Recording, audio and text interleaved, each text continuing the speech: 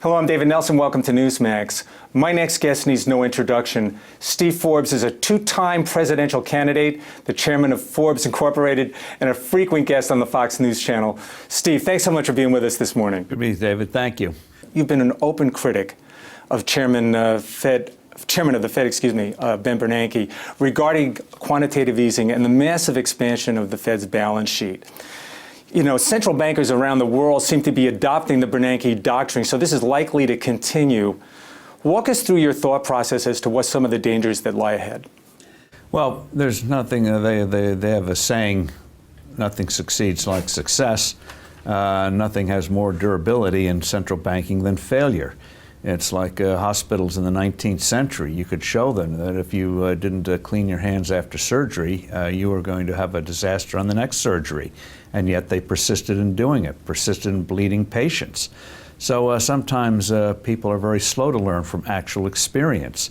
And in the case of Bernanke, I was in Britain a few months ago, and they reminded me that QE stands for Queen Elizabeth, and somebody suggested that instead of calling it QE, call it Titanic. Titanic 1, Titanic 2.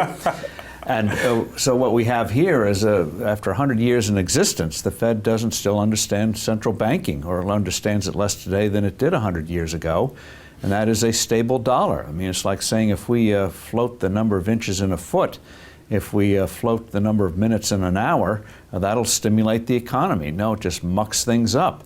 And so there's never been a time when the Federal Reserve has positively guided the economy. Sometimes they stop tightening unnecessarily, but it's always a disaster when they try to guide the economy. And we see it here.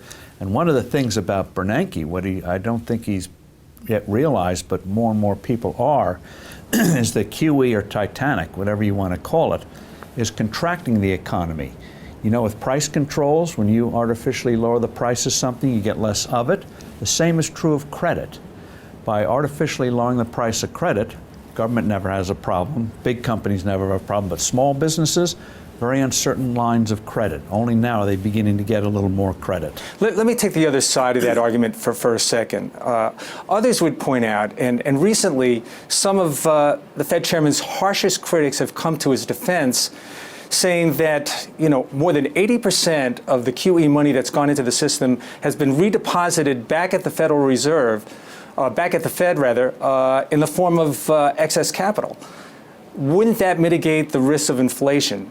Well, this gets to what Bernanke's done to the pricing of credit. Yes, he has sterilized most of it, but that gets to the point. You've mispriced credit, so it does not go out into the marketplace. If you had a clear market, it would get out there, just as when the Fed doesn't muck around with the price of credit, by golly, you get good pricing and people can get it. So it's like the old Soviet Union. Health care is free, but nobody can get it. And in terms of a credit to smaller entities, very difficult, combined with regulators taking the attitude that a loan to a dry cleaner isn't as good as a loan to the Greek government, and so they gig you for it. So yes, he sterilized most of the money he created, which begs the question, what'd you create it for in the first place, unless this was a backdoor bailout of big banks.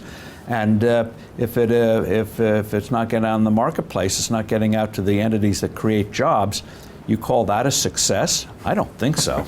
I can't let you go without at least getting a comment on Obamacare. And just recently, there have been, recent court challenges regarding Obamacare, one even questioning the constitutionality of the law.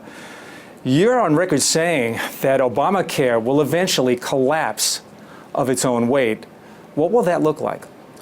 It'll look like a mess. You're having a growing physician shortage in the next few years.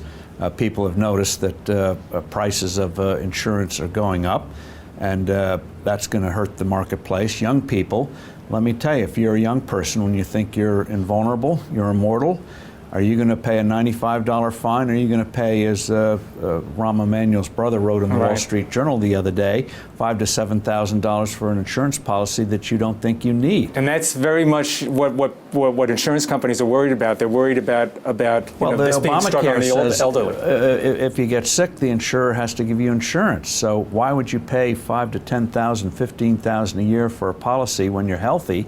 Why not wait till you get sick and then buy the policy, which you're allowed to do? So they write these crazy laws, crazy regulations, make it hideously expensive, include stuff that you may not want, like sterilization services. That may not be what you want in your insurance policy, but the government says you must offer it, you must buy it, or we will punish you. So it's so crazy, especially in this web age where everything is at your fingertips and information is at your fingertips. You're going to have a few bureaucrats and politicians in Washington with a spreadsheet thinking they know something as complex as health care. Give me a break. But a lot's going to be broken before they finally get this rubbish out of the way. Well, I've overstayed my welcome. We've taken up too much of your time, Steve. Thank you so much for sharing your views. Thank you.